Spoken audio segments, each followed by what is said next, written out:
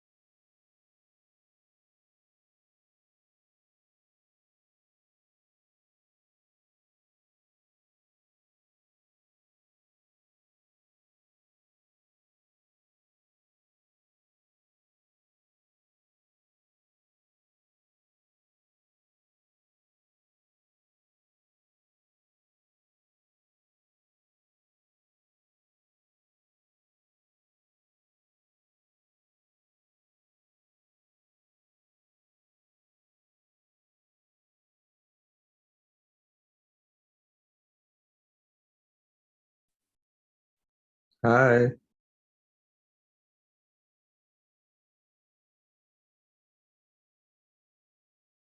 Hello.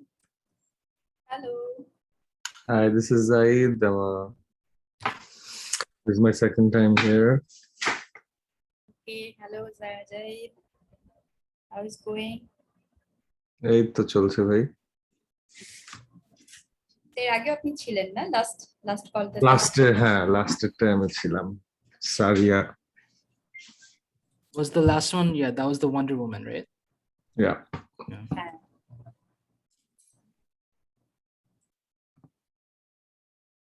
I invited a friend today. She might be joining. Her name is Titli from Kolkata.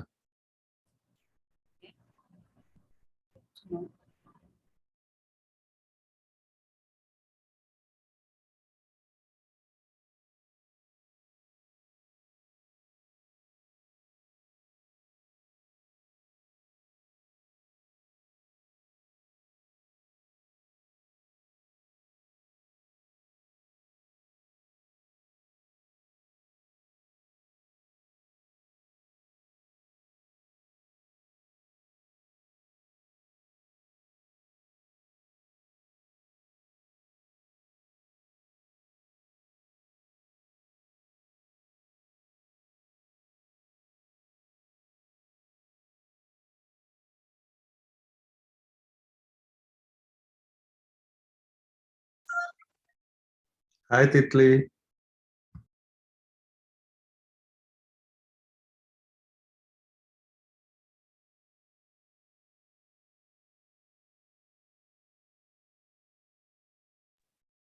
Hi, Zaid.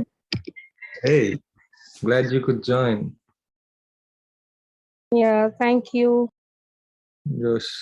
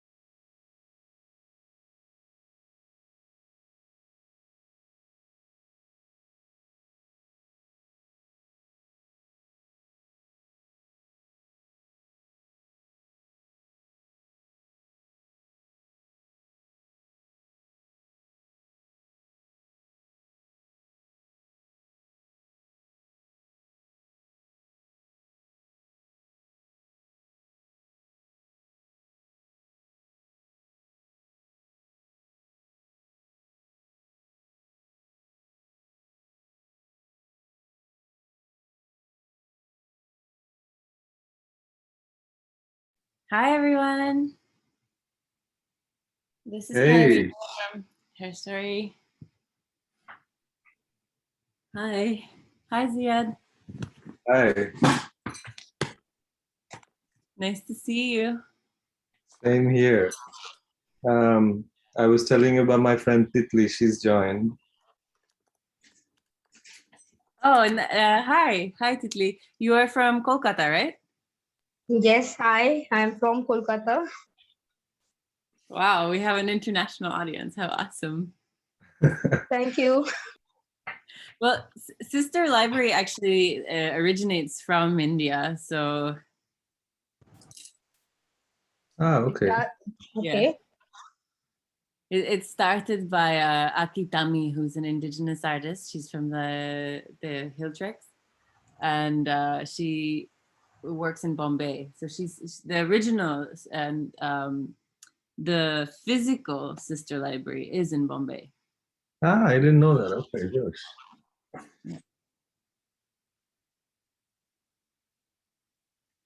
Hi, Aahir.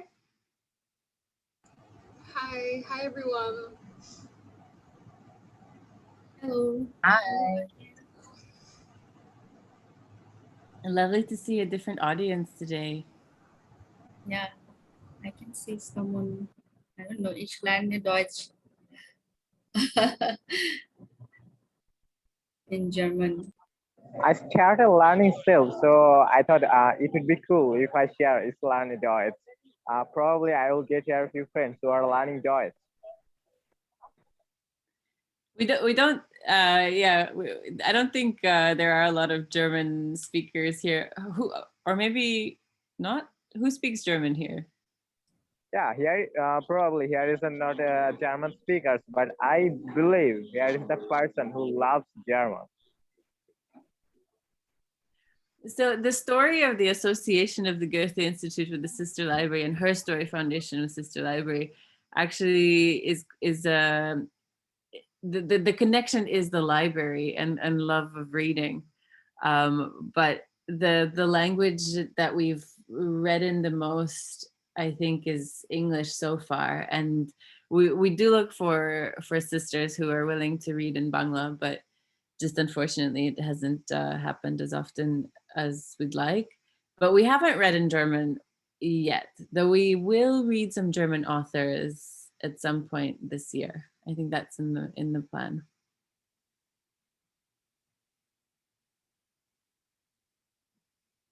So welcome, everyone. I think we can start, or at least like maybe this is hi Aahir. Thank you for turning on your camera. It's lovely to see you. I'm gonna pin you there. So I'll start with a small introduction to Sister Library and pass it on to our younger sister today, Aahir Mrittika, who will be taking us through the reading of Lorde. And yeah, so Sister Library is, we only read women and we don't read full books, we read fragments. And the sessions are as much about the book as about the sister who's reading or who's guiding the reading. And also the audience and what you all bring to the reading and your insights and your thoughts. This is not an academic space. It's very interpretive, it's very personal.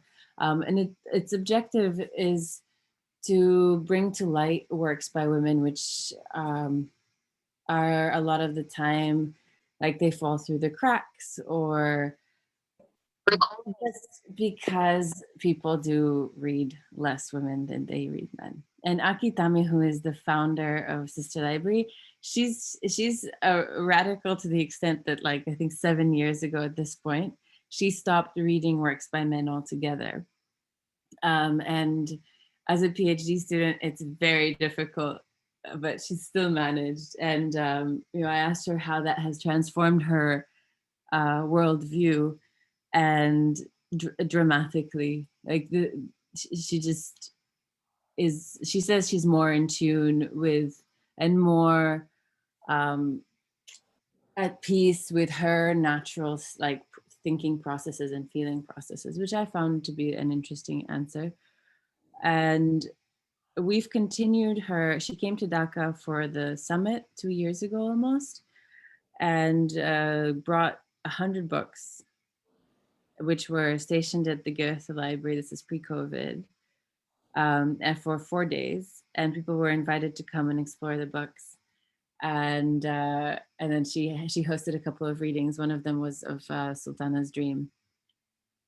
And after she left, we've continued the circle, and continued to invite women to read women.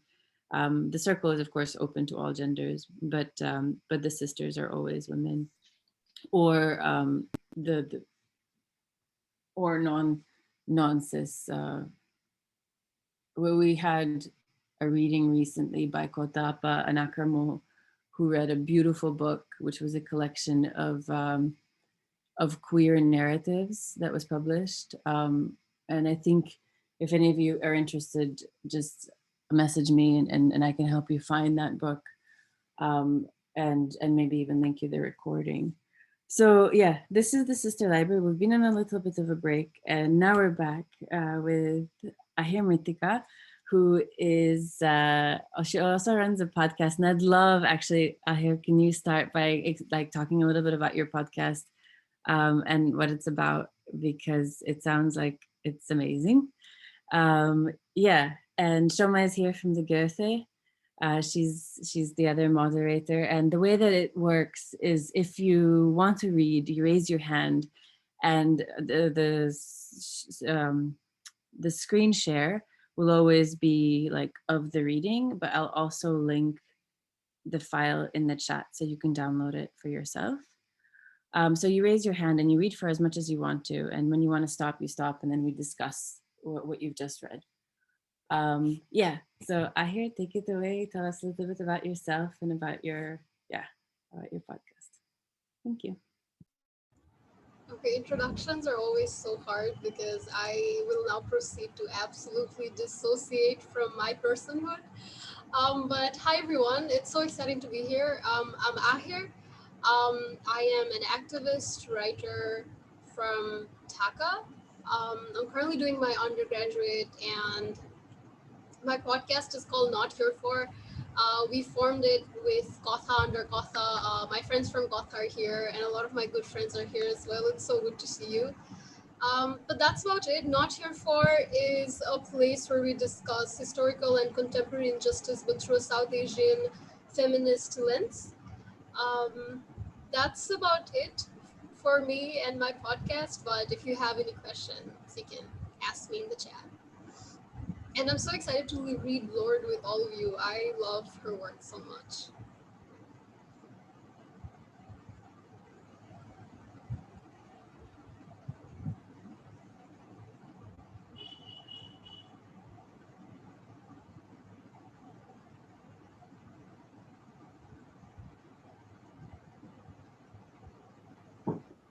So Aahir, whenever you're ready to start reading, maybe you can start us off and then others can join.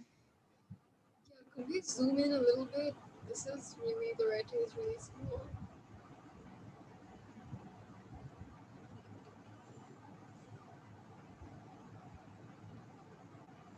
Okay, so this bit is called Poetry is Not a Luxury. And since we'll be following this up with some poems of Lorde, we thought this would be a great piece to start us off. So I'm going to start reading and hope you guys will follow. Poetry is Not a Luxury by Audre Lorde. For each of us as women, there is a dark place within where hidden and growing our true spirit rises. Beautiful and tough as chestnut stanchions against our nightmare of weakness and of impotence. These places of possibility within ourselves are dark because they're ancient and hidden. They have survived and grown strong through darkness. Within these deep places, each one of us holds an incredible reserve of creativity and power, of unexamined and unrecorded emotion and feeling. The woman's place of power within each of us is neither white nor surface. It is dark, it is ancient, and it is deep. When we view living in the European mode only as a problem to be solved, we then rely solely upon our ideas to make us free. For these were what the White Fathers told us were precious. But as we become more in touch with our own ancient Black non-European view of living as a situation to be experienced and interacted with, we learn more and more to cherish our feelings and to respect those hidden sources of our power from where true knowledge and therefore lasting action comes. At this point in time, I believe that women carry within themselves the possibility for fusion of these two approaches as keystone for survival, and we come closest to this combination in our poetry. I speak here of poetry as the revelation or distillation of experience, not the sterile wordplay that too often the White Fathers distorted the word poetry to mean, in order to cover their desperate wish for imagination without insight. For women, then, poetry is not a luxury. It is a vital necessity of our existence. It forms the quality of the light within which we predicate our hopes and dreams toward survival.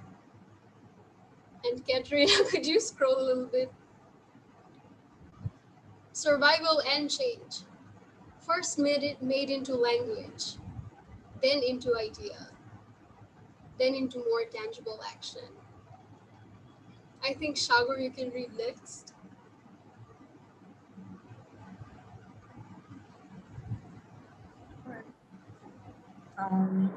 Sorry, it's a little hard for me to see. Yeah, sorry, 1 second. Shagor, can you introduce yourself and tell us a little bit about? Oh, sure. Hi, everyone. My name is, I was not ready. Yeah, my name is Shagurika. I'm a fourth year political science and gender race social justice student at UBC.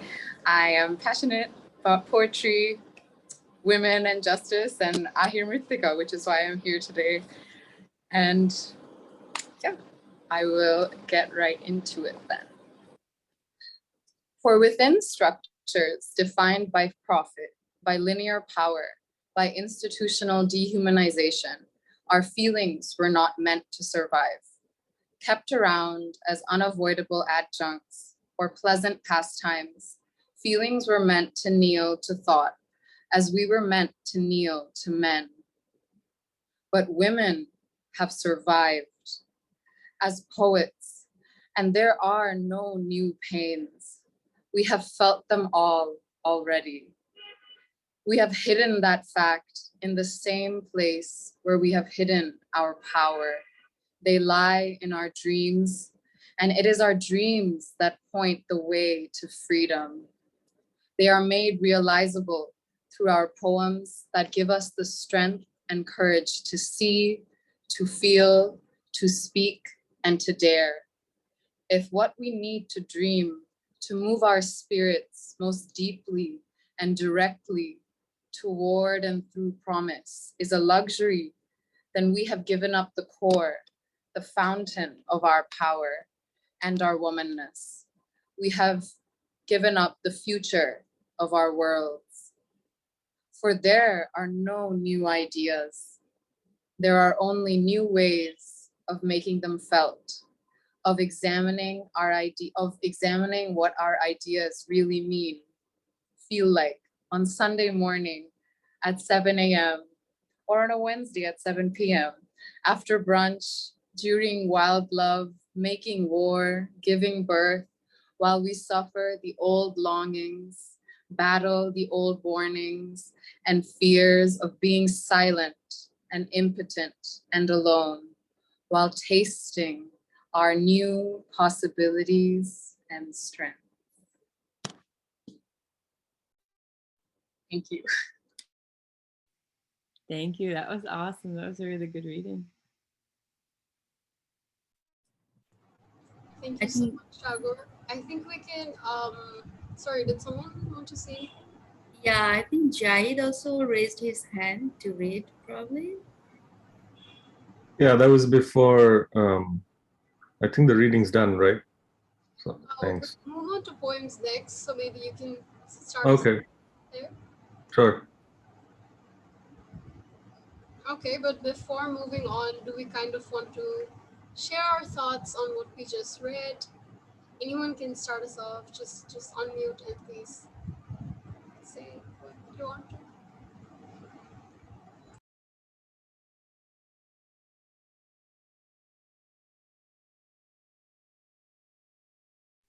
Aahir, maybe you can tell us why you chose those passages and what they mean to you. Wow. I could. I think firstly, the entire writing is so densely packed with emotion, so I kind of wanted to pick out certain bits. Also, because I think a lot of us would not have been able to understand the nuances of a Black woman, like her experience. But I feel like there are similar parallels that we have um, to her experiences, which is why I chose this writing. I'll just take the writing out and kind of look at it while I talk.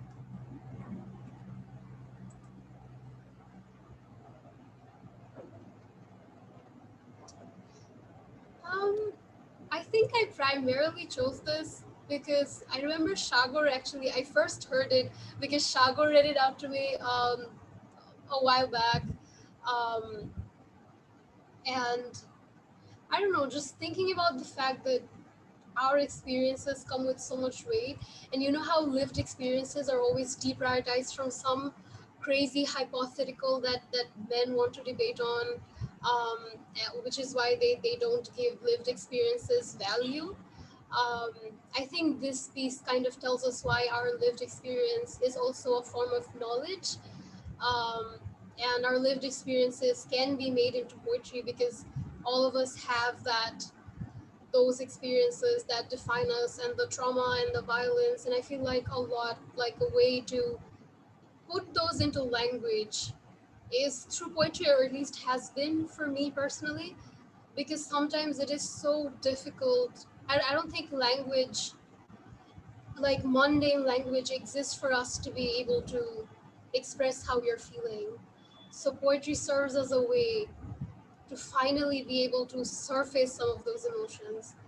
So that was what I was thinking about. But if any of you could add to that, what you thought about from these bits.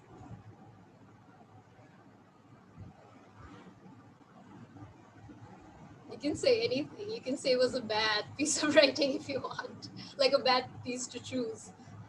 Nothing of I could share something, but it's completely off topic. It just reminded me of something I came across. This is Zaid. I'm primarily a photographer, artist. I work with different stuff, social practice. I know Katrina from about a decade ago. We were colleagues at a newspaper, and I'm new here. This is my second session. And this sort of reminded me of something we came across last year, Madhu. Let me just pull it up. A poet, Madhu Raghavendra. He did a piece on, essential and non-essential workers during the pandemic. And he sort of lashed out with a piece saying, when artists are not considered as essential workers, only when society falls apart, you call them in to fix it. I don't know, somehow this piece, this essay, what we read reminded me of that piece as well.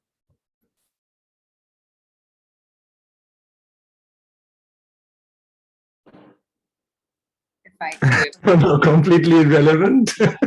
No, I think completely relevant. And I mean, the question of like whether poetry is essential, and it is, and I think it's so vital.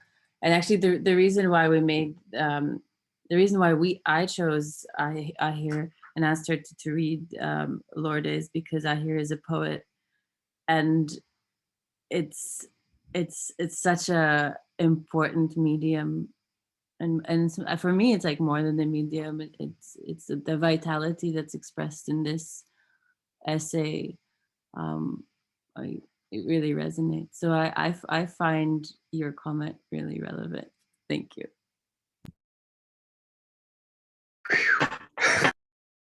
I had something to say, but Shagarika, you also had something to say. Do you want to go first? You go first. You go first. Okay. Sorry to put you on the spot. I really like, there was a part that we didn't read, but it reads, I feel, therefore I can be free. It's like in the second column, in the second paragraph. And I was just looking at that line as well as the bit that we did read about poetry as the distillation of experience. And I really liked how she like kind of talks about poetry as like making sense of what has happened to you and understanding your past, but also because you're like reaching into the depths of what you're feeling, it allows you to like reimagine a future in which you're free and like dream of other worlds. So the fact that she like kind of situates poetry as being able to do both of those things, I thought was really cool.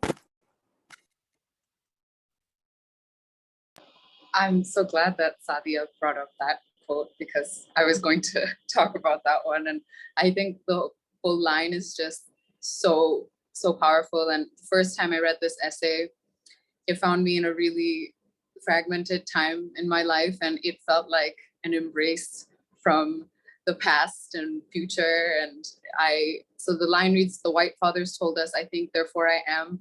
And the black mothers in each of us, the poet whispers in our dreams, I feel, therefore I can be free. And to build on what Aahir said about lived experience being a source of strength, of poetry as a means to imagine new worlds, I think this essay unsettles some of the core lessons women are often taught, of smallness, of silence. And I think this offers us the idea that perhaps our pain can be powerful and that there is a lot of strength in solidarity. And I love how it centers possibility because under neoliberal capitalism and and colonial structures and all that, we're never really taught to like imagining freedom, imagining like being allowed to feel. And this essay feels like an embrace. It feels like you are allowed to feel now, and not only are you allowed to feel, you're allowed to feel and be, and that alone can create futures. Just really, really, I feel it in my heart.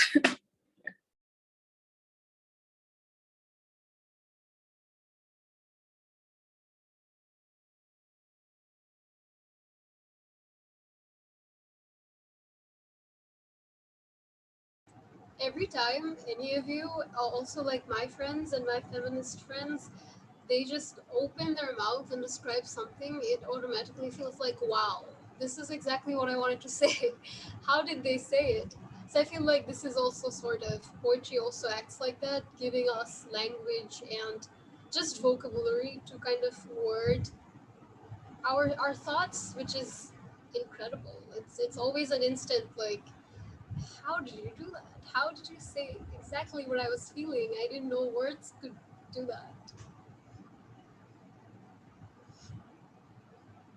Does anyone else want to share anything about this piece?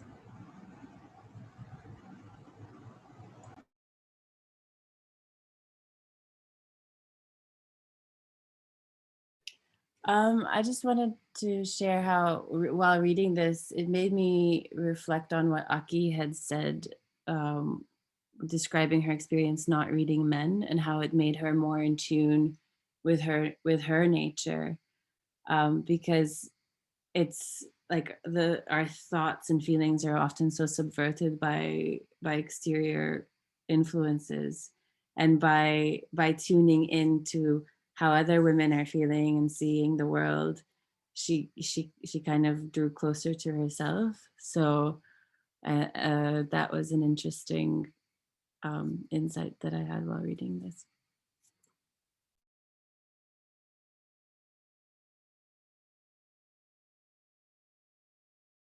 Would you like to read some poetry? Sorry. I wanted to ask if I could add one up thought I had. yeah, I was just gonna say, I think, and Aahir's written about this before, and I think the violence of womanhood can often feel alienating, but this essay, and I'm sure as we'll see with the rest of Lorde's work, it offers the idea that perhaps it can be unifying too, and not only unifying but also like comforting. And yeah, I think that's really powerful.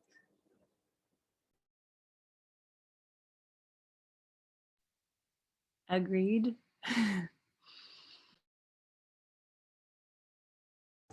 Thank you so much, Shagor, and everyone for your insight. I think we can do some poetry now. Imagine drum rolls. Thanks, guys.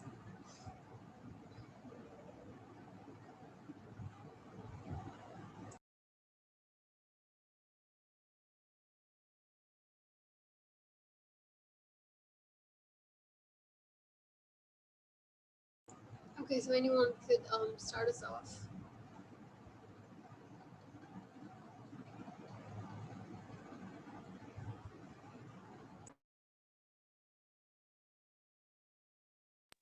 Hi, Zaid. Blood birth. That which is inside of me, screaming, beating about for exit or entry, names the wind, wanting wind's voice, wanting wind's power.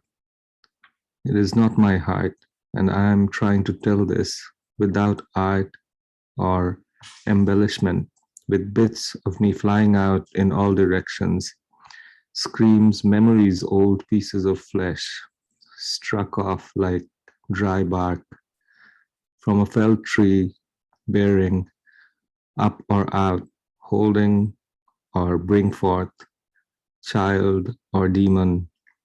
Is this birth or exorcism or the beginning machinery of myself, outlining, recalling my father's business, what I must be about, my own business, minding.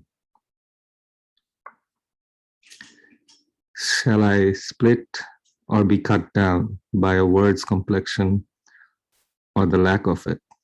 And from what direction will the opening be made to show the true face of me, lying exposed and together, my children, your children, their children, bent on our conjugating business? Thanks.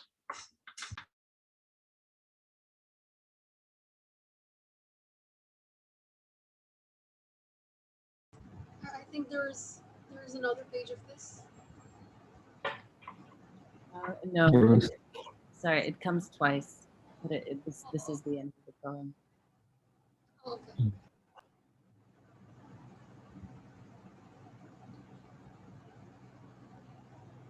Okay, open floor. Anyone could just go ahead and share their thoughts. Also, Katrina, can you zoom in a little bit? Sorry for my eyesight. Yeah, thank you. I think we can go from the beginning, or if anyone has any thought about any particular line or part, they can go ahead. I think for me, I really enjoyed the imagery of this poem. I think that is something that I have in my personal work a lot, which is why every time I see poems like that, I feel like I sort of connect to it better. And I feel like, I don't know, I have felt like this. This poem, I felt like this. I too have felt so fragmented and all over the place, just my entire existence exploding and bursting.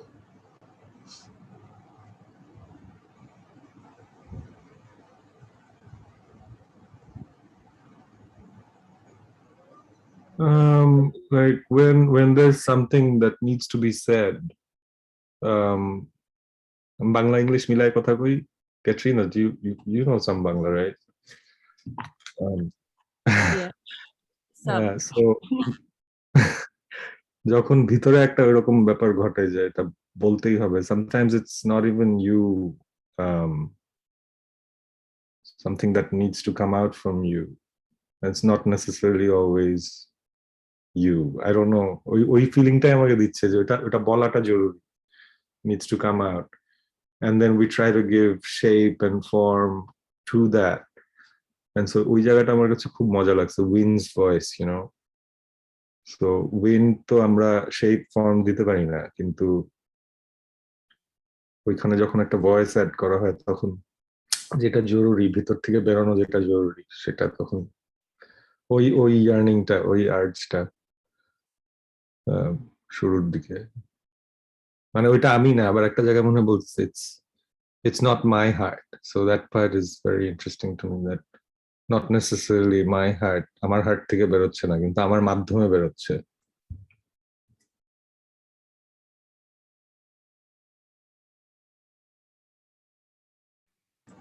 Also thinking about how overwhelming and destructive rage and anger can feel sometimes. আমাকে কয়েকদিন আগে this cis man told me that I like how you did, like I like how you work with your anger. A lot of people can a lot of people kind of don't know what to do with it, but you channel it into your work, and I think that's really cool. And I was like, you think that's a compliment? Yeah. Because like a lot of days, like our anger isn't really channeled into anything or doesn't have a shape. It is uncontrollable, it is overwhelming, and it is destructive. And I feel like the first stanza captures that feeling of overwhelming, white, blinding rage that we feel sometimes. Did Aruba want to talk? I think, yeah. Yeah, I can so relate to you when you talk about a man telling you about anger, and because that's a very sensitive topic to me. So when a man talks to me about anger, it almost feels to me like for them it's some sort of theatrics because I'm a female. And so it's something that I prefer not to talk to men about my anger in specific. And so this poem, it seems very powerful to me because of that. Like the title in specific, blood, is it blood birth? Is it? Yeah. Yeah, and that's very interesting because it reminds me of the word bloodbath, and you wouldn't necessarily equate blood with birth, but maybe a rebirth of some form is what she's trying to talk about here. I'm not sure. What are your thoughts? I've actually felt that too. This line, is this birth or exorcism or the beginning missionary of myself? This did feel like some reinvention of like rebirth of sort. Yeah. Can we talk about what both of you touched upon, like a cisgendered guy, he's giving you a compliment, and that's not necessarily a compliment because you have, I mean, so much. I don't know what my question is even. What did you say about that, Aahir?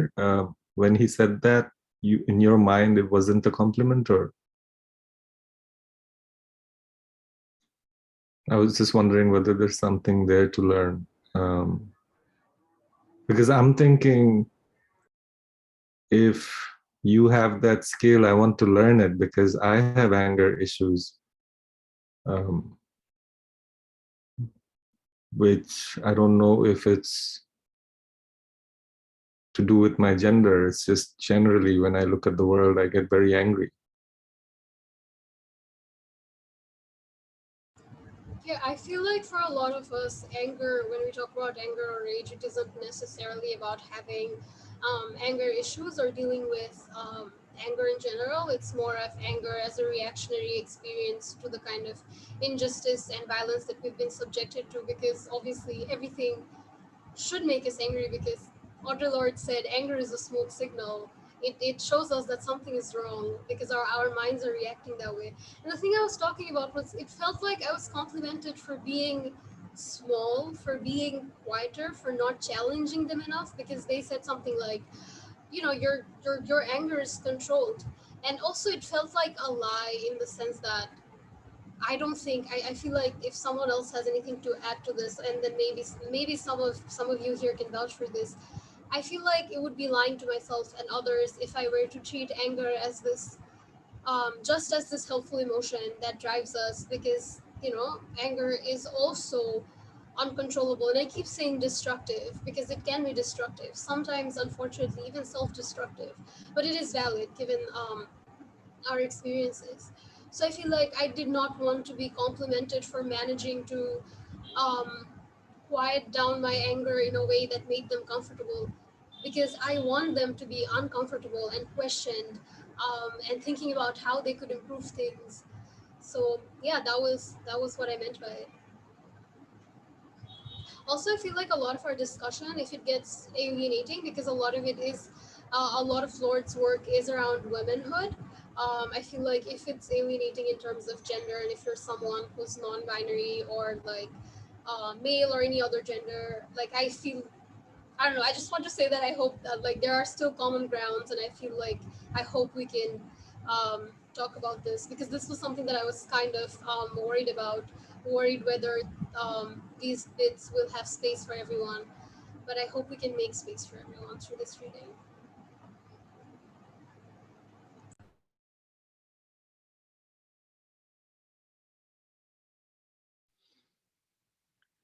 When I read this poem, I was thinking if it describes the process of writing poetry and how painful or how surprising and so much like birth it can be. Like I was wondering if that's what the blood birth is representative of.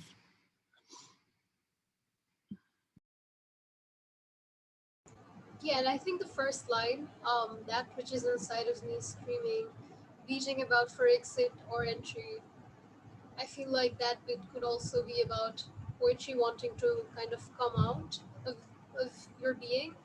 So yeah, that's a really cool interpretation. It does make a lot of sense.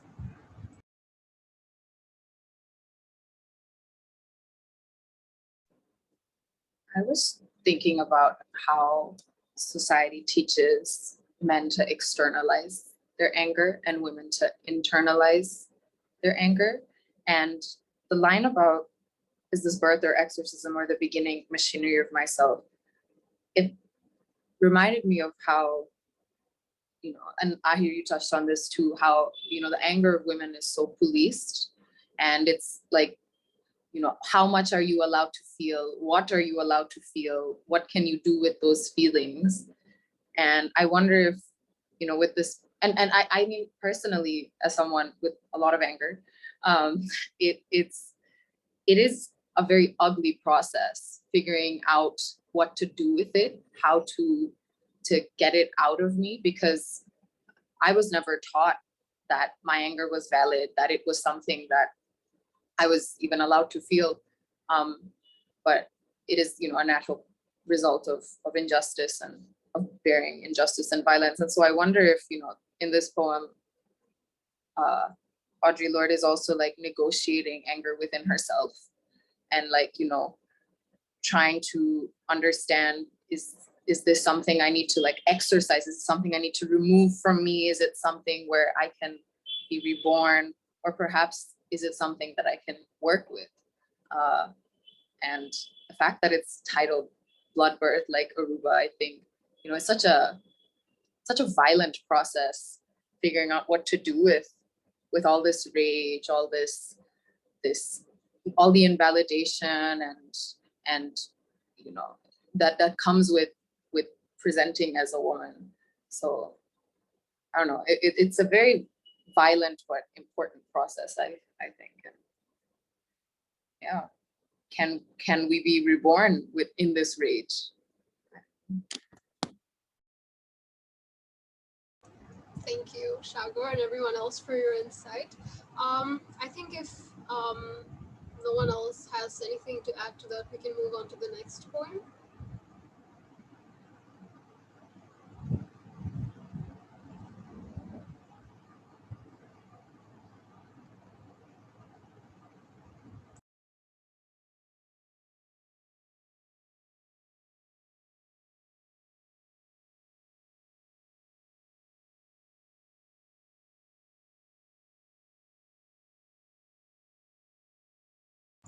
Okay, again, please feel free to start us off or read this. Anyone? Rubo. I could read this. Yeah, Aruba. Thank you. Portrait. Strong woman, know the taste of their own hatred. I must always be building nests in a windy place. I want the safety of oblique numbers that do not include me. A beautiful woman with ugly moments, secret and patient, as the amused and ponderous elephants catering to Hannibal's ambition as they swayed on their own way home. It's interesting, kind of abstract. Very interesting to analyze this. What are your thoughts, guys? Do you want to start us off since you read? Not to put you in the spot, though, you don't have to do it. I like the stanza, the part where it says a beautiful woman with ugly moments really appeals to me, because I feel like we kind of put women under this microscope oftentimes in society. And I learned recently about this word called Schadenfreude, which basically means when you enjoy watching someone else's misfortune. And so I feel like as women, we in particular are very critical, as society, we in particular are more critical of women because it is more enjoyable to watch them in pain because of their beauty. And so I've noticed the way that we are overly critical of women in our society, like when they come out with a book and it has like English and Bangla in it with like Rabba Khan, it's not accepted. But when a man does it, it's like accepted. So it's very interesting to me. This line in particular kind of evokes emotions in me, I guess. Yeah, that's it. That's about it. Hey, what's Hannibal's ambition? I think this is like a pathway for elephants when they move from one place to another. Like they, I think, across mountains, probably Alps. My geography is so bad. I might completely be saying something entirely different, but I think that's what this is. I think Hannibal was like a Roman emperor who had elephants. Close, you were close. Probably like a path to some conquest or like on the warpath, something like that. Or on their way back, I guess. I think Hannibal he was an ancient Carthaginian general and statesman who commanded forces of ancient Carthage in their battle with Roman Republic during the blah blah blah. Okay, so I was close. I did mention. Guys, thoughts? I feel like to be able to have relatability factor to this, even if you were raised as a woman that did not necessarily choose to stick with that, maybe for them also. The true self gets কি বলা যায়, submerged, shadowed, covered, because we have to fit into these roles and portrayals. ওই যে beautiful woman, soft, সেই এরকম হতে হবে। তো তার ওই যে ugly moments, secret and patient, ওটা থেকে যায়, তাই না? ওটা যখন বের করে সারফেসে আনা না যায়, ওটা তো একটা পুরো শ্বাসরুদ্ধকর ব্যাপার, জেলখানার মতো অলমোস্ট কি জেলখানাই।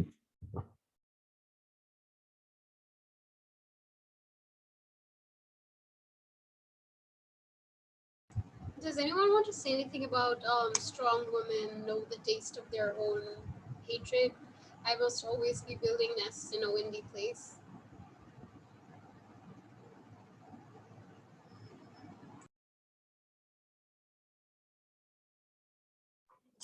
The first two lines cut me so deep because I think about how self-loathing is like marketed to women basically. Like I think I was like 7 or age when I first, like when I remember the first time I got like body shamed. And it's incredible how much like resistance and attacks women who assert themselves get. And so I'm just thinking about how, I don't know, the title of this portrait, it is like something that's painted, something that is created. And like, you know, I'm thinking of the there's this quote by Simone de Beauvoir, who is this French philosopher, called like, a woman is not born, she is made. And so I don't know, I just think about this poem as like a reflection on the way women are taught to look at themselves as like a portrait of loathing, of lacking, and I don't know, the way it ends is really interesting to me too, like catering to Hannibal's ambition, the elephants, and these were like weapons, you know? So maybe she's also suggesting that we can weaponize the hate taught to us and, I don't know, use that to start our own wars or something. But it's just very, very interesting to me. I immediately have so many thoughts immediately after you said that. And I'm also thinking of knowing the taste of our own hatred. Sort of, I think it can also sort of serve insight to how this hatred is shared and connected. Thinking of our mothers, our friends, those coaching aunties who were the first ones to be like, where's Orna Pornikan? Where's your Orna? Why are you wearing such tight jeans? So I feel like sometimes we'll project that also onto our friends, like, are you sure you want to go out looking like that? Even though we can be pioneers of, you know, like we can talk a lot about our bodies and feminism, but then in close circles we're still afraid and we still kind of slut shames ourselves and each other. So I feel like you're like just adding a little bit on what Shagarika said, and I was thinking the same thing about portrait, but I was kind of thinking of it like a self-portrait, seeing ourselves and seeing the ugly in us. You know what I mean? Because like the ugly moments bit.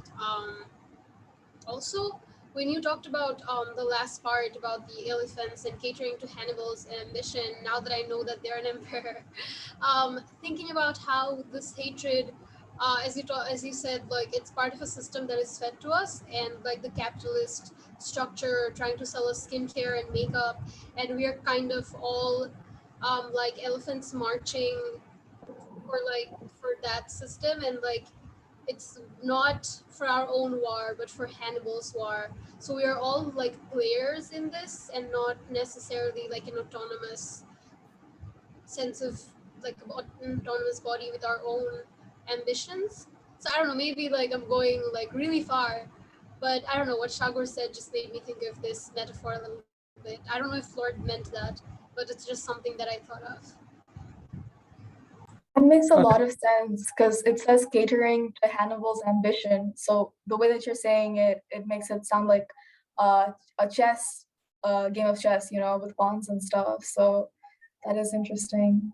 The way that you said that, and the way that it says catering to Hannibal's ambition, the way that it could be about war. Yeah. Oh yeah, sorry, go on.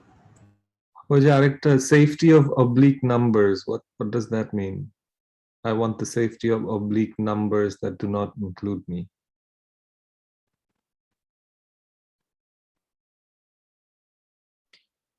That makes me think about how numbers are often used to define worth, especially when, you know, we think of like beauty standards and things like that. So to yearn to be like something that's oblique, to be not even noticeable, maybe that's Lord like wanting to, I think because we are raised to like hate ourselves, there can also be the desire to become nothing, because the alternative is being like loathing. So perhaps that's what she meant. I was just gonna say, like, whose war is it then, truly? Like, who is waging this war? It's certainly a war on women, but I don't think it was started by women. So curious. Maybe Hannibal's ambition is like a white capitalist supremacist throwing darts in the dark. I feel like only a bunch of us are talking. If anyone else wants to go, please. Like, oh, obviously you're free to not say anything and just listen. But if you want to go, please, you can. The space is yours. You can also send in the chat if you're uncomfortable with unmuting.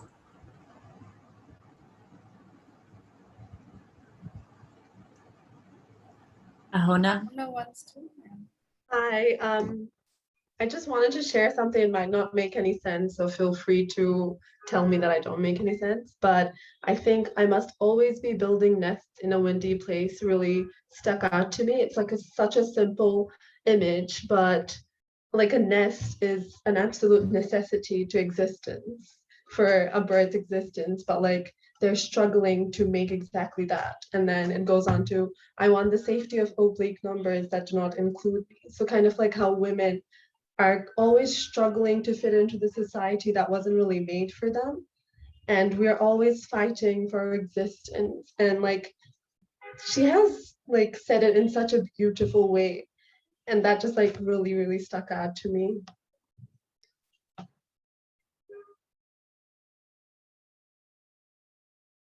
I was also just thinking about that line, and I wanted to say, like, I don't know why that line in particular is just so like heartbreaking, because building nests feels like such an act of care. You're trying to take care of yourself and the people you love, and just like trying to build a space of like protection. But like you must always be doing it in a windy place, which is like an uphill struggle. There's always like some external forces getting in your way, threatening to like destroy what you're building. And it's specifically the I must always be, like the quiet conviction of that she just slips it in, that it's like something she feels like she has to do, makes me think it's like an act of resistance, in the sense that you know that you're up against struggle, and you know like there are obstacles in your way, but you like keep doing it, and there is something hopeful about that. Sadia, thank you so much. Like, I don't know how to put things into words. And the word I was looking for is like, with nests, we always associate protection and comfort. And it's like sort of an art as well, right? So the fact that something so gentle has to be like done, and like it's essentially a war. And that just like really got me in my heart.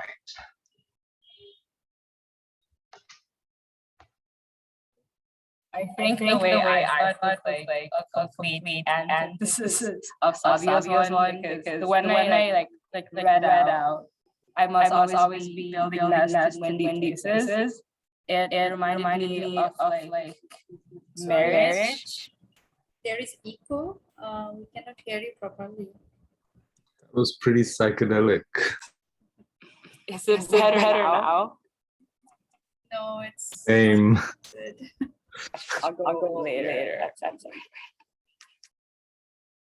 I think both of our, I could kind of still make out what you were saying. I kind of liked it. Arya, go for it. I shall put it in the chat, so it's not violent on anyone's ears. I always love a Zoom sound effect. Okay, I'll take the space to say, when I first read it, that especially that line, like I must always be building nests in a windy place, I thought it was like a declaration, like I must do this, and like I'm, against being complacent or against being comfortable. But then like I was reading it again, wondering if that I must is more like her giving in to the fate of her like being doomed to always be building nests in a windy place. So you can read that I must, at least I'm reading it two ways.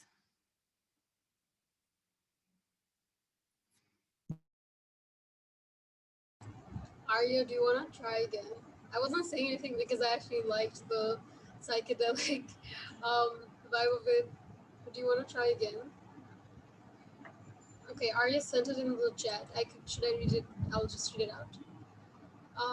I think I saw it as marriage falling apart because of external factors that she can't control, like the wind, but she still blamed herself for it.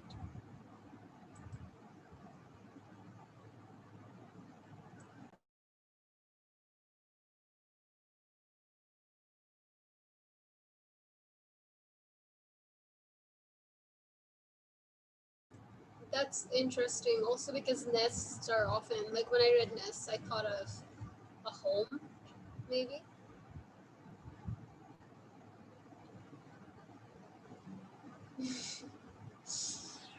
Okay, thank you everyone for your insight, especially what Ohana and Savia said. I feel like I was thinking that as well, but you guys worded it really accurately. I think we can move on to the last poem of Lorde that we'll read today.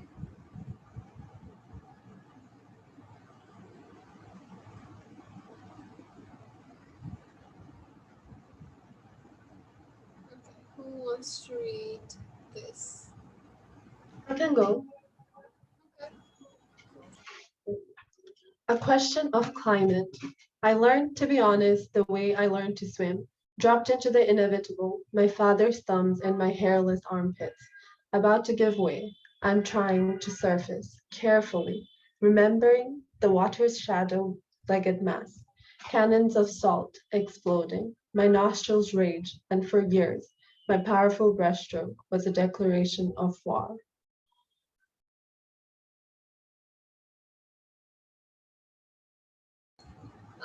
Katerina, can you scroll a little? Oh, I think, yeah. Yeah, that's the end of the poem. It's a short poem.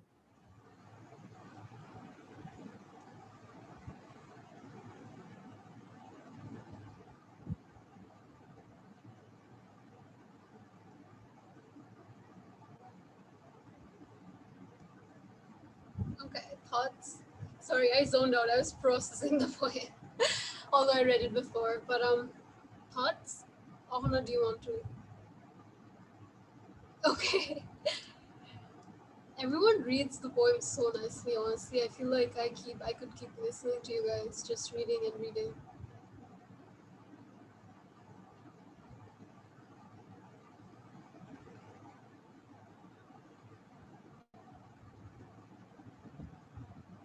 I think while going through the poems that we could read when I read this, I was kind of thinking about going out into the world by yourself, um, and just the amount of courage and, I don't know, courage that it takes to take up space and be there and go into the world and kind of do things by yourself and become your own person.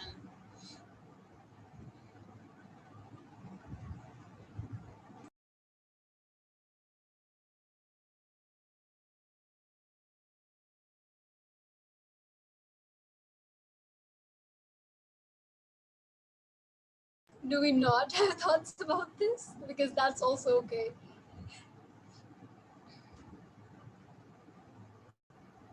The line about like to be dropped into the inevitable, I think about how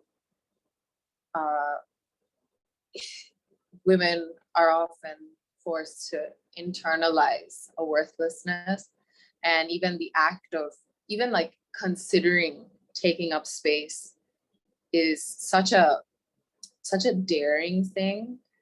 And I don't know, the how it moves into the idea of I'm trying to surface carefully.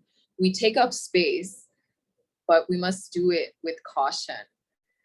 We have to do it considering, what are the conditions, the weather conditions. And it just makes me think about how it, like surfacing, breaking water, like taking up space with yourself, with your voice, your opinions, that is something that we have to learn to do. Like we have to learn how to negotiate it. We have to, because it is inevitable that there will be like tides against us. I'm really going deep into the metaphors here because I really felt that. But I don't know. I think about how like we are so forced to swim despite the tides of resistance. Like something that Ohana said in regards to the last poem really resonated with me. We're trying to take up space in a world that wasn't made for us, and yeah, it's scary, but it is also so powerful. And maybe that's why it's a declaration of war. Choosing to show up is a declaration of war, of resisting that smallness that's pushed on us. I don't know if that made any sense. Swimming, it's a basic survival skill. তো সেটা প্রথম যখন learning to swim. But I was interested. I'm interested. What's the father's role in this? So we kind of patriarch. Father ki patriarch এখানে দেখাচ্ছে. Father's thumbs in my hairless armpits about to give way. ওইটা কি? I think the father figure, like my father, since they're a parent, could also be like safety. You're moving away from safety to show up. I think it could be like a bit of both. That sorry about the background noise. That like if it's a father figure, they're just like kind of throwing you out in the world. Also like the patriarchy, they're just there to mess everything up. But like what I really liked was what was like a really powerful imagery in my head is like when you're thrown into the water, the first instinct is to just like surface however you can to like survival. Your survival instinct starts and you just surface. But here she's like to surface carefully. And like that's literally what existing as a woman is like. You're like just trying to survive, but you also have to do it carefully. So that was really, really powerful to me. Like how the words are so simple, but like has so much gravity. I'm sorry, like just reading this made me feel 1,000 different things, and like it's taking me a lot of time to process. But returning to my original question, like, is this the patriarch? সেটাই আমি জানতে চাচ্ছি যে father's thumb এটা এখানে কি patriarch represent করছে কিনা আদৌ? Because one part of the question in my mind is why not mother? মা কেন আসলো না সাঁতার শিখাতে? It's a survival skill, introducing the child to the water and the waves. হ্যাঁ, খুব harsh একটা environment-এ তাকে, ক্লাইমেটে তাকে ছুড়ে দিচ্ছে যাতে সে সেই সার্ভাইভাল স্কিলটা সে পায়। তো সেই মোমেন্টটাতে এটা কি আদৌ সেই প্যাট্রিয়ার্ক কিনা? মাত্র যিনি বললেন ওই প্যাট্রিয়ার্কের কথা, whether it is that, কারণ ফাদার্স রোল যেটা প্রথমে আসলো যে protection,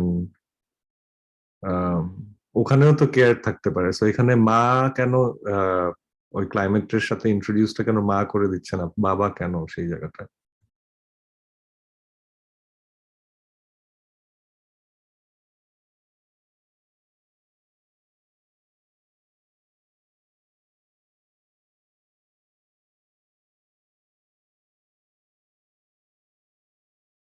Sorry, I just saw something. Do you guys think that maybe this is like a very long metaphor about like honesty, because the first line introduces it as I learned to be honest the way I learned to swim. This is the first thing. And also I feel like the second thing, mothers aren't generally, given that like they're like, this is a hetero thing, I feel like mothers aren't necessarily associated with teaching outdoorsy skills because they're not, it's not like looked at, it's not acceptable or looked at nicely when I'm like a mother is teaching their children certain things, which is why I feel like the father often teaches survival instincts like this. For example, since this is written by Black women, like Black people, a lot of Black people actually can't swim because pools were segregated and Black people weren't allowed to swim a lot of times. So I feel like in that scenario, given that Black people already face backlash for going swimming, it probably makes sense for a male presence to be there, because thinking about intersectionality, firstly, you can't be there because you're black, but secondly, you can't be there because you're femme. So maybe something like that. Like, I feel like this doesn't have to be that literal. And I definitely feel like, I don't know if this is a patriarchy, because I'm definitely getting a sense of safety here. I don't think she showed her father in that light for this particular poem. Like, that's the kind of like feeling that I'm picking up on. Yeah, thanks for bringing that perspective. You know, she's a Black feminist writer, so bringing that her time into consideration, very, very relevant. Thank you.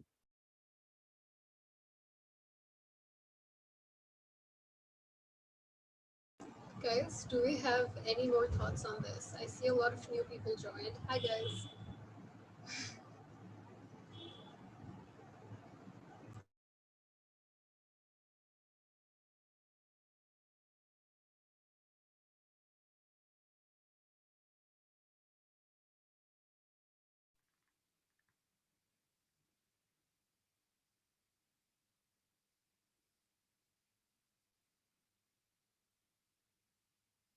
I really enjoy the time, the element of time in this poem, because it goes from like the past to the moment where like about to give way, like she's about to fall in the water, and then it cuts to like her trying to surface, and then all of this action of like the cannons of salt exploding, and then you see her raging, and how her honesty is a declaration of war, because honesty in its as a radical tool, and like she was, you know, as we saw in the essay and as we see in these poems and in all of her work, her honesty was a declaration. So I really enjoy the flow of the poem itself.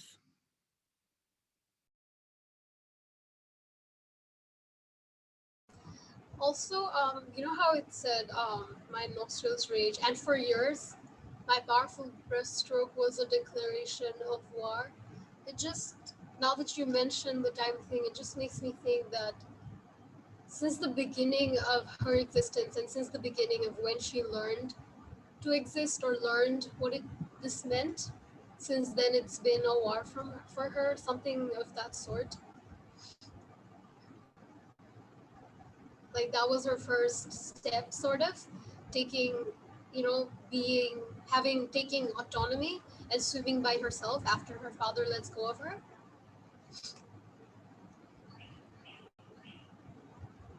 I mean, just by the fact being woman, Black, and lesbian in the 50s and 60s in America is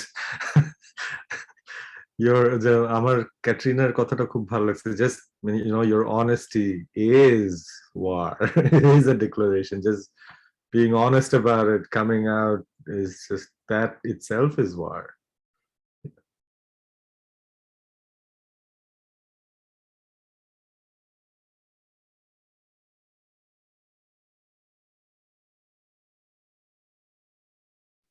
Yeah, I also wonder about like the cannons of salt metaphor, if the salt represents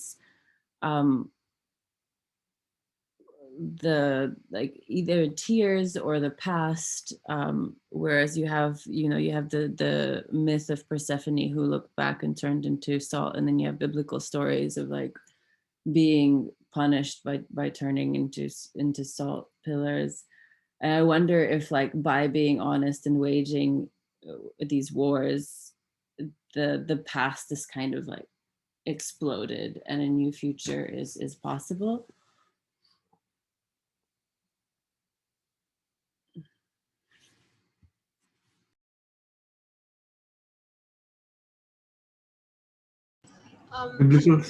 biblical story কি আছে সল্টার?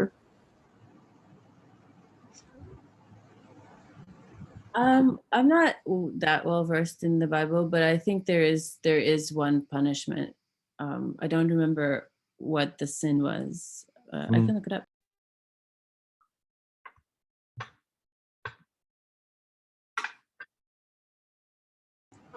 Sharir said something. Sorry, I'm calling you by your first name. In the chat box thing, I think I really like his interpretation of it as well. So if you guys could just look at the chat option.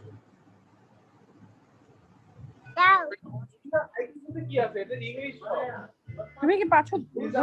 Let me see. Hi, Miss. Do you wanna maybe mute? Girl, did you wash her properly? Miss.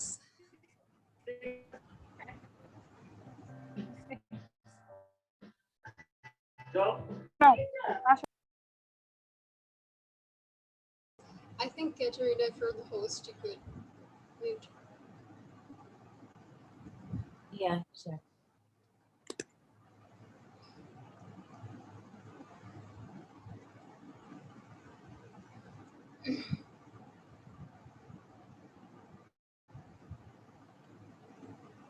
We move on to. We actually have another poem, but Aahir, would you like to share your poetry? We have 15 minutes left. Yeah, sure. We can extend it by maybe half an hour. If everyone wants to. That makes a lot of sense, Katrina. Thank you. Sodom and Gomorrah was about Sodom. The word sodomy comes from Sodom, so it was about being gay, sexual practices, and that's a sin. Yeah, that makes a lot of sense.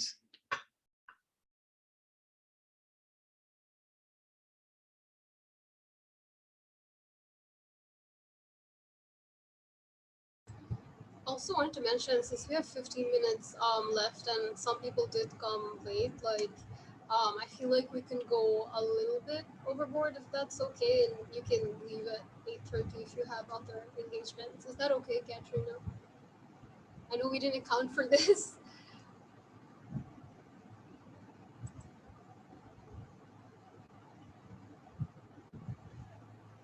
I'm in the States and it's morning for me. I can stay for as long as you guys want to stay.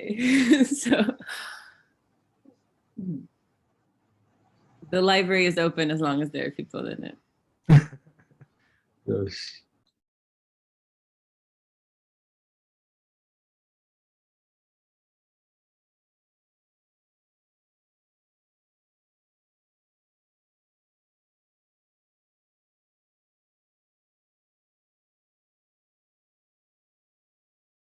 So Aahir, maybe if you want to read another, like the last poem that you chose, and then we can move on to yours. Since new people joined, is that what you want to do? Yeah. There's one thing though. I'll probably be reading some of my own poems, so I feel like I don't want people to listen to me for too long. That's going to be boring. So maybe someone else can go ahead and read this. Okay.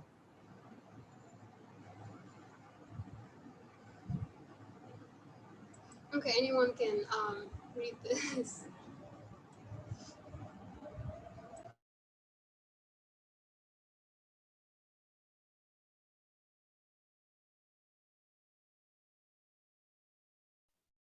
There are no honest poems about dead women. What do we want from each other after we have told our stories? Do we want to be healed? Do we want mossy quiet stealing over our scars? Do we want the powerful, unfrightening sister who will make the pain go away? Mother's voice in the hallway. You've done it right the first time, darling. You will never need to do it again. Thunder grumbles on the horizon. I buy time with another story. A pale blister of air.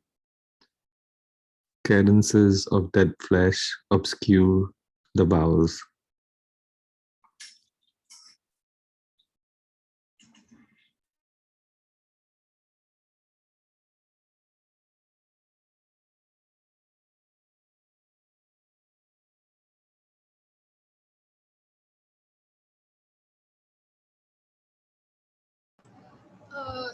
Guys, feel free to share your thoughts. I think when I was reading it, I was thinking about the line from kind of acknowledging and realizing what's wrong to tangible action, the space in between.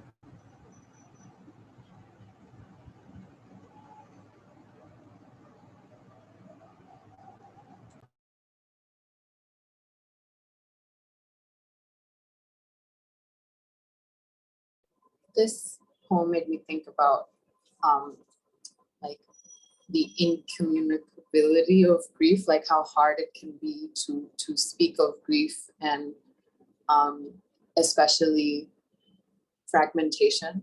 And I think back to our earlier conversation on like how womanhood has been something that's constructed, and how pain is also something that's unifying. And this reads to me kind of as yearning. You know, what happens after we share our grief? What happens after we speak of pain that is so familiar for those in certain bodies? Is it healing we want? I don't know. Is it just company? And that line about, you know, the first time, darling, you will never need to do it again. I wonder if she's also then yearning not just for like comfort and company, but also validation. You know, to be seen, to have her pain seen. And yeah, that just really left me speechless.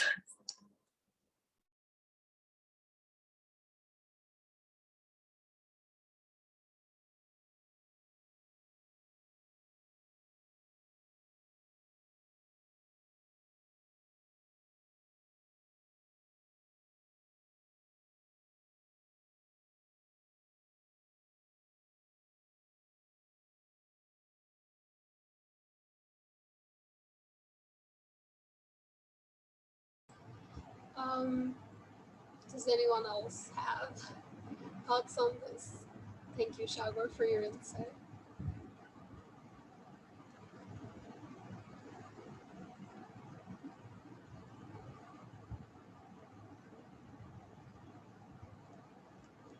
We can also move on to some of, I don't know if you guys still have patience for other poems, because I feel like we're running out of time. Each one of these are so heavy. I don't.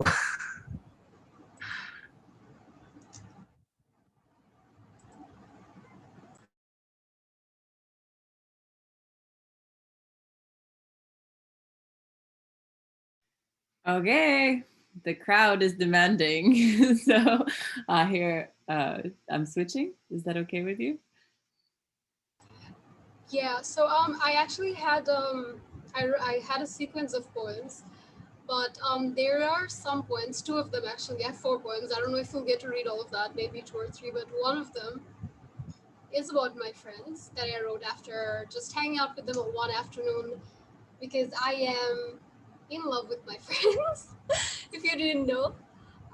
And so many of my friends are here. So I was wondering if one of my friends could actually read one of that. Can you scroll really fast so that people don't read these and stop at conversation? Alright, Tuniche. Conversation with my friends. Shagor, since you have to leave, I have Aruba for the other one. So Shagor, if you have to leave, maybe you could read this. Because the first stanza is about Shagor and Aruba, and both of them are here. And I think that is so special, because it just, sisterhood is never this vague abstract concept to me. It's real. And my poems are about real people, because obviously poetry is objectively made up of brown women and my friends for me. So Shagor, if you could please read this before you go, and also share your thoughts. It would be an honor. What a gift it is to love and be loved by you. So, okay, this is what you've done. Okay, this is Conversation with My Friends One Afternoon by Aahir. All this brown skin, our legs paler than our hands, showing us all the places where the sun had its chance. Lichu drips from your mouth, sticky on my arms. This, skin to skin. When I touched you, soil came off your skin. When I touched her, it was salt water from the sea. The entire earth has come in this room. Let us all become birds. Take flight from your window. Fly to the airplanes we kept waving to as little girls asking, please take me with you. Let us become trees then. Tell me your stories. Through the roots we share, we could stand in the Sundarban, stand a storm, push through clay, to make space, to breathe, a reminder. Yes, we are here. Where else would we be?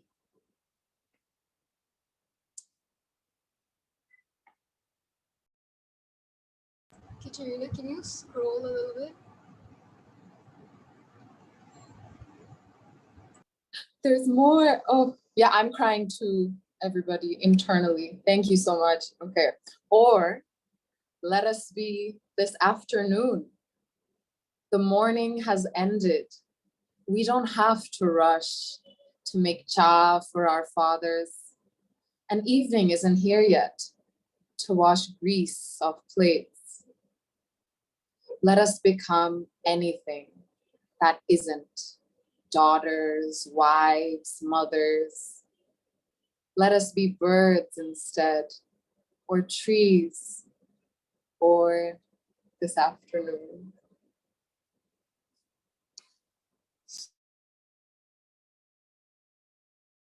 Reading this poem makes my heart so full. It reminds me of how much light is possible within the dark cavern that can be existing in the body of a woman. And I'm just so grateful to have been a part of this and yeah, to be here to experience this with all of you.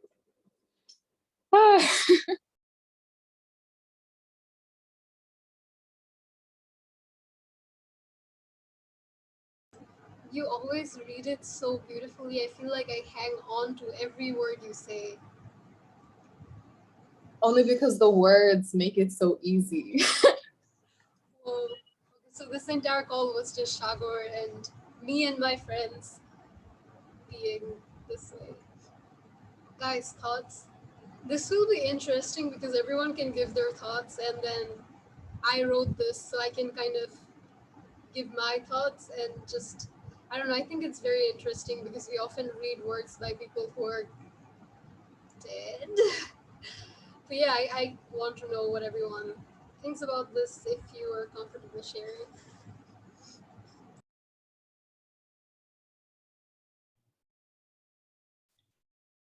I feel like this was such a moving celebration of sisterhood.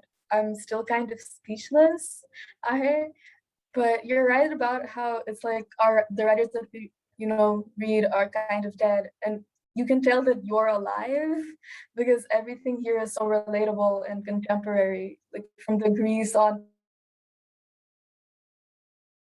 plates to the chai and everything. It's like Bengali and it's relatable, and I'm still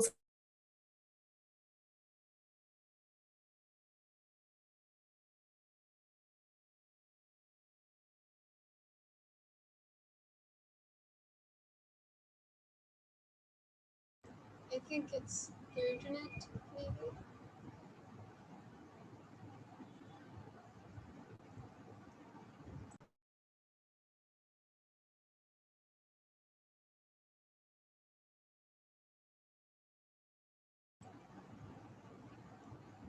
If we have brown femme people here, I'd want to ask, are your legs paler than your hands too? Because I scribbled this after two of my friends, they're Shagor and Aruba, basically. They were there, they were kind of comparing. They were like, look at this, we couldn't show our legs, we couldn't wear shorts and play outside, so like look at how pale our legs are, and then look at our hands burnt by the sun. Yeah, I think that is so real, especially when we were younger, wearing school uniform.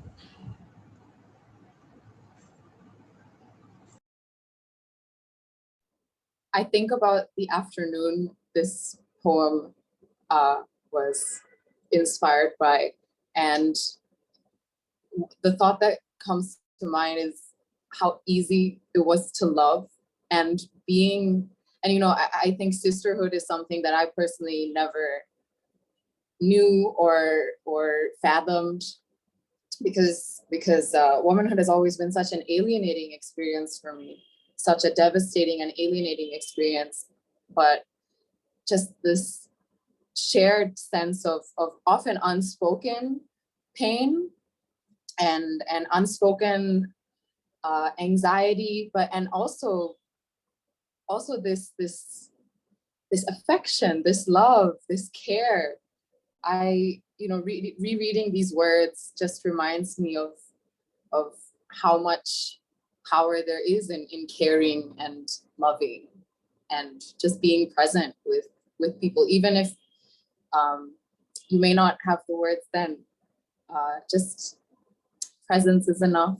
And yeah, I just want to say that my friendship with Aahir and Ruben, it's really helped me redefine my own relationship with womanhood. And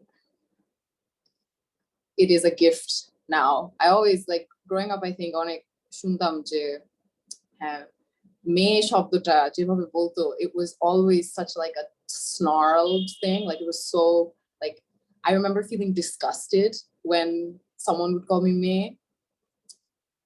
But knowing that this weight I know countless others have like carried on our backs for so long, the weight of like expectation, of loss, of restriction, it is not a weight we have to bear by ourselves. It's very comforting and very energizing. So thank you, Aahir, for being and sharing. Thank you for inspiring me. Thanks for immortalizing us. I think we can read I Dream of Horrible Things now, since we've been talking about womanhood and violence a little bit.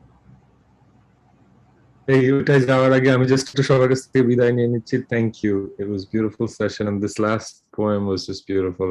I want to be your friend too, কেউ একজন লিখছে chat বক্সে, আমিও সেটা চাই। So thanks everyone, thanks Katrina, see you next time ইনশাআল্লাহ। Thank you for being here. Bye. I have to leave too, but like, thank you all so much for this incredible space, and Aahir for being an incredible being. It was so great to be here, and I'm so glad that things like this are happening in Dhaka. I don't know, it really soothes, and yeah, it just makes me feel less alienated. So thank you so much for organizing this, and all the best to everyone. Yeah. Bye. Love you.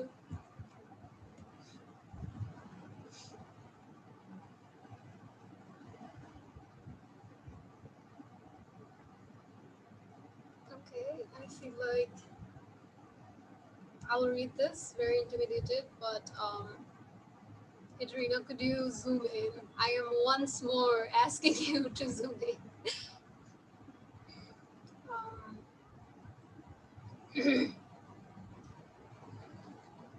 I dream of horrible things, like slicing off my breast with a kitchen knife. Once I realized I could be other than a girl, and my head hurt for days. If you slit my throat right now, you would find a bird. I am never a woman, but something carnal and hungry from a time before we were here, prehistoric.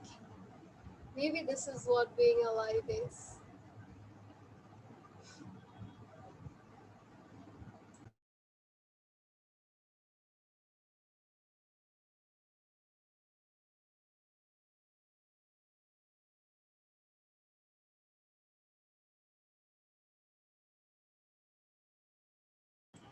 Okay, open floor.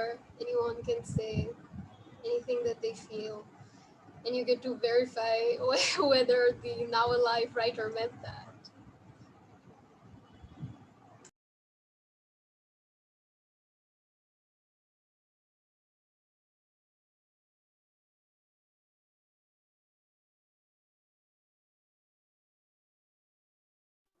That second stanza I've like read so many times, but every time I read it, and every time Aahir reads it to me in particular, just like pierces something through my heart.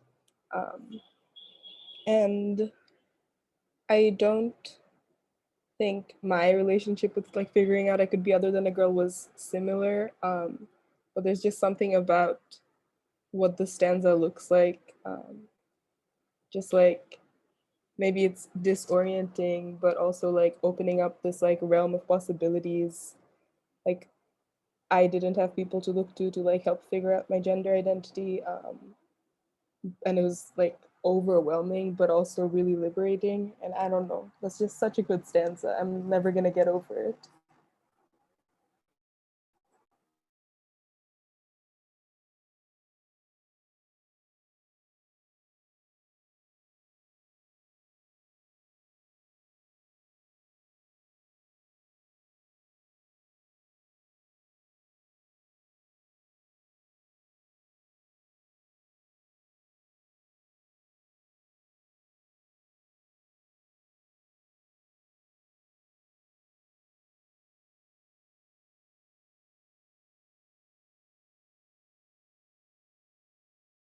Okay, anyone put on mute and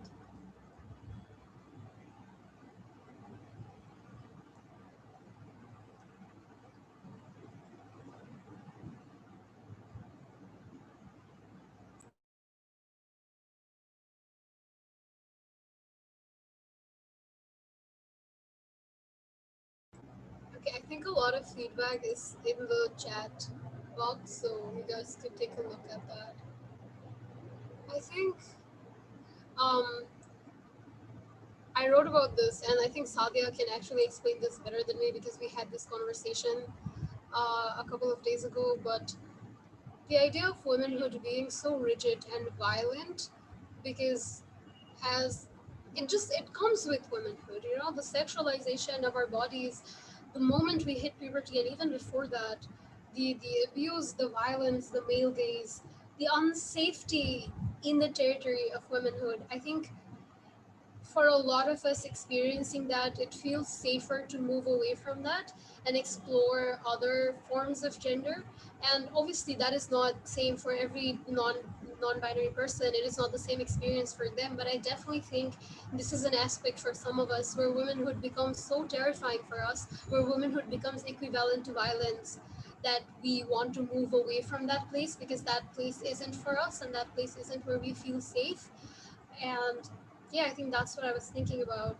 And obviously the first part does kind of is an ode to that, is because like I have obviously like major trigger warnings, feel free to step out because this conversation might be heavy. But I have heard this line of thought from so many different people, where they talk about if they were when they were assaulted young, they'll often say something like, "I thought it was my fault because I developed breasts at a younger age, and I thought that is why I was assaulted or sexualized." And I feel like I am one of those people where I always felt so uncomfortable because of that, and so much of gender dysphoria and body dysphoria comes from how it is looked at as a sexual object. So I think that is what I was thinking about. And then I think about womanhood as, I don't know, wilderness or a horror house, if I think of it like a geographical place physically. And how the last two stanzas are something about how we always have to be um, on our guard, and we always have to be on survival mode and rely on our most basic instincts, like, you know, from something carnal and hungry from a time before we were here. I think we often have to rely on our survival instincts to just exist. But yeah, like different interpretations. I'd love to hear from you guys.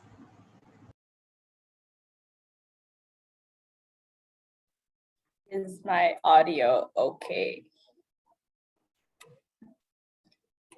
I think like the first stanza where it just like the contrast of I dream is just so positive and happy, and it feels like this possibility of horrible things and just bringing it back down. And then the same thing again with the next two lines. It's just like up and down of emotion. And it felt so personal because I've been in like the exact same position in like the kitchen, thinking that I don't want this body anymore, that I'll be anything else other than a girl. So the line, I'm never a woman, hit hard. And it felt like it like ripped the heart out of my chest. And also hearing Aahir speak about her poetry is the best thing ever.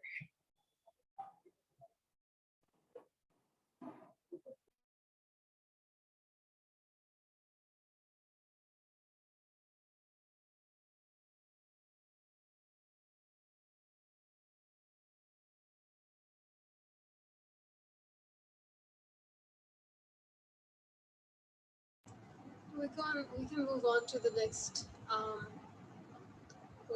if we don't have anything else to share for this.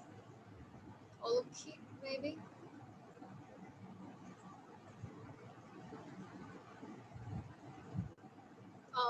Katrina, can we move to Oluki?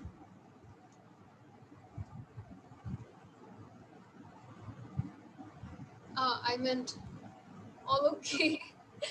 Yes. The second one.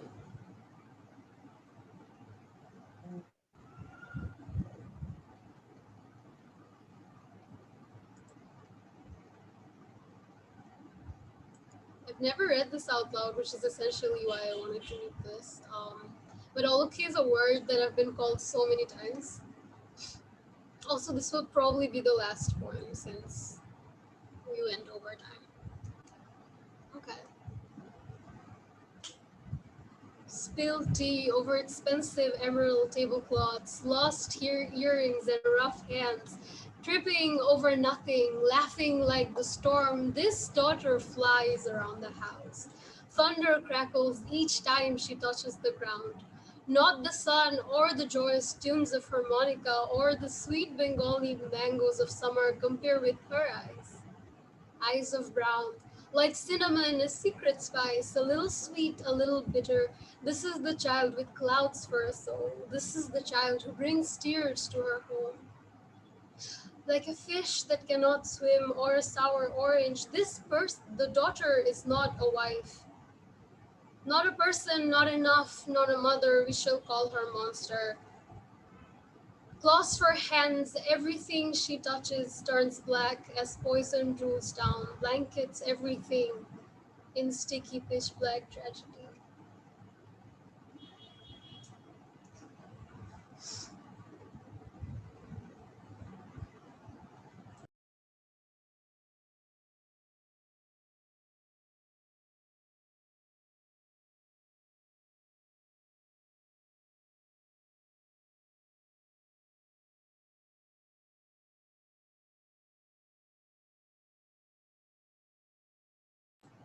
Okay, well, I am once again asking for thoughts, but also want to know if any of you have ever been called Oluki or Beado, terms like that.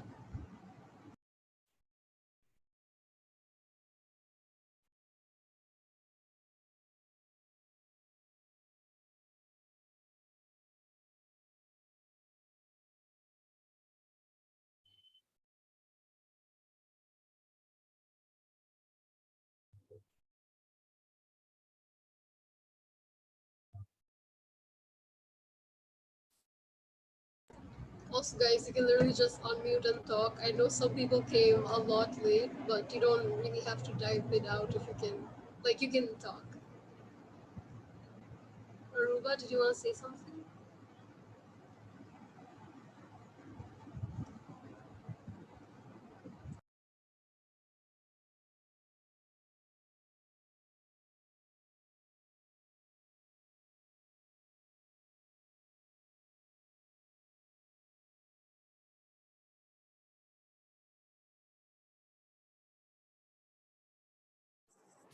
I was just gonna say I really like the imagery of this poem. Like as you were reading it, it was just so easy to see it happen.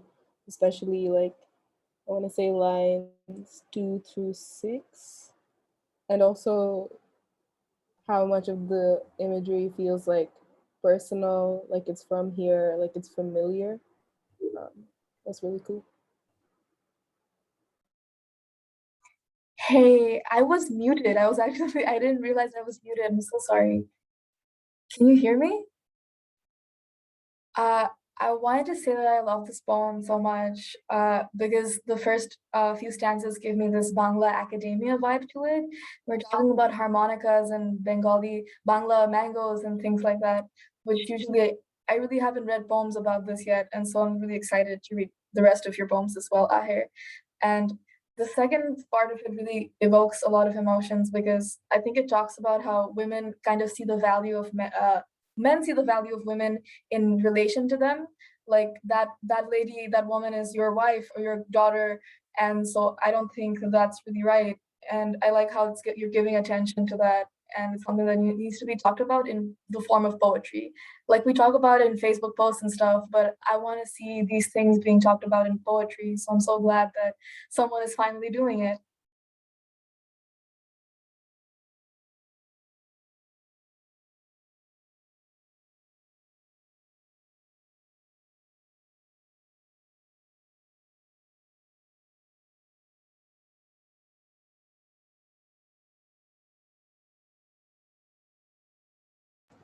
Thank you so much, guys, for your insight. Shahir, did you want to say something? Yeah, hello. Can you guys hear me? We can't hear you. You're very quiet. It's very like. Yeah, can you guys hear me now?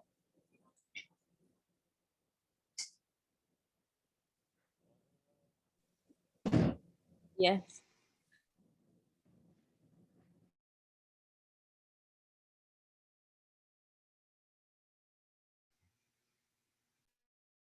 No, not anymore. I think you muted yourself.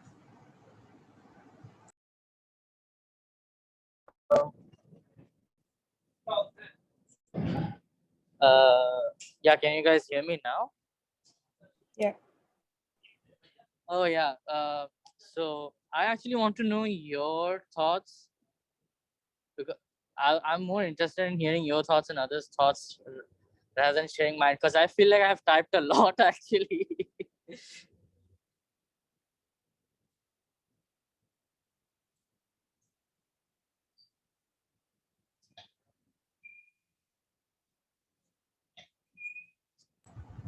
I can share my thoughts after you talk. But like, did you have any insight or anything about how this made you feel?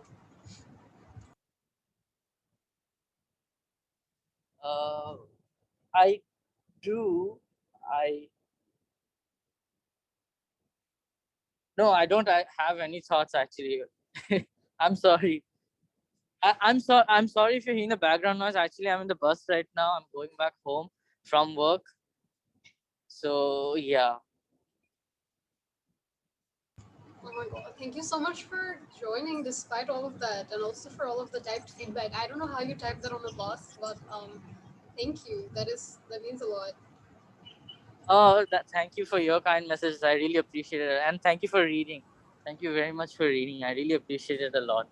I will definitely get better microphone and headphones so that I can hear and be a part of the conversation next time. Most definitely. Thank you. I think Mayavi, did you want to say something? Yes, hi. Okay, I know I joined so late, but still I just wanted to share a few of my thoughts with this poem. First of all, thank you so much for writing something so beautiful out here. Um, but also like this poem just reminds me of this thing that we all know, that the honor and dignity of a family somehow always lies with the girl of the family. And it just feels like any action by the girl is not just theirs. it does not impact just them. It always has to be calculated for the family as well, and it's such a huge um, burden on you because you can't really do anything that is your own, that is your personal. You're always someone else's. And especially I think the line, I can't count Kunta, but it's this is the child who brings tears to her home. It really hit home for me because I feel like if I do something that makes my family disappointed, it just is 1,000 times worse than anything like my brother could do. Is just how it has been. So yeah, thank you for like bringing these to the words that I couldn't have thought of, but you have because of your, I don't know, beautiful brain. Thank you again. That's all my thoughts. Thank you so much. I had a very similar line of thought when I was writing it. I was actually thinking of, I've been called Oluki so many times, and I don't know, it's kind of offensive when people really close to you from your family calls you Oluki, because Oluki is just such a bad word, you know, like you say that to someone who brings misery to your home. It's the opposite, like Loki as a compliment, and Oluki is just a horrible thing to say. And I'd always think just because I'm loud and chaotic and messy, and I walk around the house like this, just because I lose things and my room is messy, I am called this I am cursed this way. I I am messy. I take up space and I'm loud, and this poem was a way to kind of reclaim that word that I grew up hearing, because as a child it used to hurt me so much. And I don't want it to hurt me or any other girl or person hearing that anymore. Yeah, that was what I was thinking when I was writing this, and I think those are all the poems that we have for reading today. We can wrap this up, and like Katrina, if you have something to say. A big thank you. A big thank you to you and everybody who's come and participated and made the circle work. It only works when everyone's as engaged as you all were and as open and eager to read. And of course, Aahir, like thank you for sharing and for writing something that resonates with so many people, because that experience of you know of almost like hating your womanhood and and being punished for it. I think it's something that's very true to a lot of women living in Dhaka and Bangladesh. And your book is called The Unforgivable City and I. The Unforgiving City. Yeah, Unforgiving, sorry, Unforgiving City and I. And I think when I read that title, you know, I grew up in Dhaka. My experience, of course, is very different, but I could relate to that title very deeply. So I'm looking forward to the book coming out, hopefully this year. We will make a sister library event out of it for sure. Yeah, and yeah, and thank you all for coming, and I look forward to tuning into the podcast. And if anybody else wants to say something as a parting word, this is the time. I just wanted to thank everyone for showing up and for being here. I know a lot of people who came left because after we crossed the time limit. But just thank you everyone for your feedback and insight and all the kind words that you've told me, especially in the chat. I kept reading them. Um, yeah, I think more than writing or anything else, the biggest gift and the most overwhelming part of existence and writing, and the most unnerving of it and the most exciting of it, is being heard. And when others resonate, that is the most important thing ever, because my work does not have meaning without all of you. But yeah, if any of you want to the switch, but yeah, if any of you want to say anything, please feel free. I just want to thank you first, Aahir, Mrittika. It was really wonderful, extremely wonderful. And I'm so glad that you're here as the first younger sister session. So it was, I enjoyed a lot. And thank you so much. And thank you, all of you, whoever, give your, thoughts and all those comments. This is a beautiful, beautiful session. Thanks a lot. Hope we will see you again in the next anytime. Shario, did you want to say something? Yeah, can you hear me? Am I being audible? Yep. So I just wanted to thank you, everyone, and I wanted to thank you for this session, for listening to me, for hearing my thoughts and everything. It really means a lot, especially since I wasn't having such a great day coming and joining this session. It rejuvenated my mood completely and made me feel so much better. So thank you once again. Thank you for sharing all the poems. Thank you for sharing something so personal and so honest. It really means a lot to me. It's something small, but it genuinely means a lot to me. So thank you very much. And hopefully I'll be joining the next session as well. So see you all guys soon.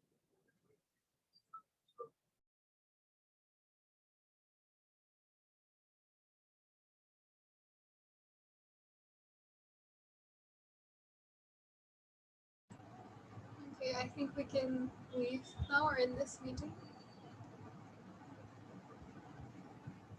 Okay, bye everyone. Oh, an announcement that the next sister library, we don't have a date for it yet, but we will read a book called Pleasure Activism. We'll read from it, and it's an awesome book. Like it definitely carries on from all the thoughts that came up today, and yeah. So I'll send an email. Bye everyone. Bye, everyone.